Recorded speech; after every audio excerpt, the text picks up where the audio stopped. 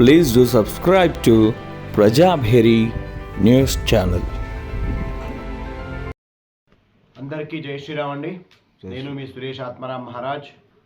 ఈరోజు మనం ఇప్పుడు అయోధ్యలో ఉన్నాం. ఎంతటి ఆనందం! నిన్న సాయంత్రం చేరుకున్నాం. ఈరోజు ఉదయం అంటే 7వ తేదీ ఆదివారం ఏకాదశి. మనం అక్కడి నుంచి వస్తూ పావుకోళ్ళు అంటే కడా వంటలు పాదుకలు కట్టేవి తీసుకుని రావడం జరిగింది.